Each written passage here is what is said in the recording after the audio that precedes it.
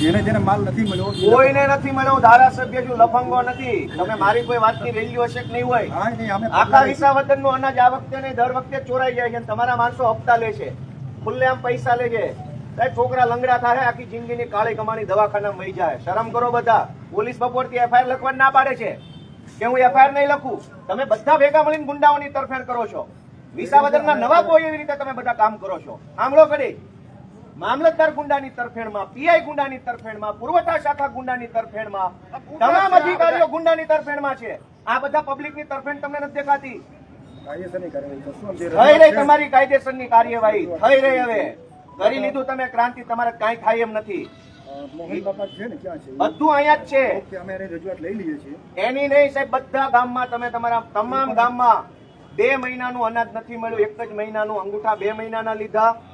1 મહિનાનું એ અડધું જ આપ્યું. ધારો કે 1 મહિનાનું અનાજ 10 કિલો મળતું હોય તો 1 મહિનાનું 5 કિલો આપ્યું. 2 મહિનાનું તો નથી જ આપ્યું, પણ 1 મહિનાનું પૂરું નથી આપ્યું. તમે હજુ ફરિયાદી ગોતો છો, કોઈ નહીં મળે. ગરીબ માણસ છે, બધાને બીક લાગે. કોઈ તમારી સામે બોલશે નહીં. મેં પહેલી વાર કીધું. અને કોણ અનાજ લઈ જાય છે, કોની ઘંટીએ થઈ એનો લોટ બની જાય, તમે નથી જાણતા એમ. તમારી આખી મામલતદાર ઓફિસને ખબર છે. એ ગુંડાઓ ન્યાજ બેસે છે, ટેબલ ઉપર ટાંગા રાખીને ગુંડાઓ બેસે છે મામલતદારમાં. અમને ખબર છે.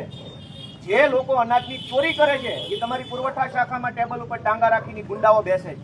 અને તમે તપાસનું નાટક કરવા નીકળ્યા છો.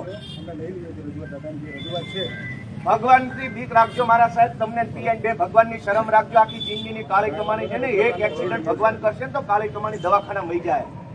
વાપરો એવા નહીં રહો. શરમ કરો. ભગવાનથી દીવો, ધારાસભ્યથી નો બીતા. પીઆઈ ફરિયાદ લેવા તૈયાર નથી.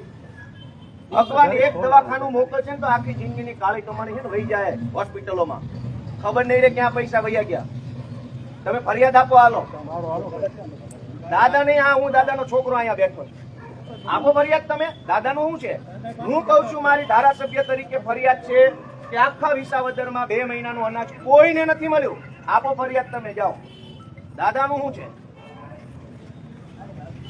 જાઓ ભાઈ, હું ફરિયાદ આપીશ.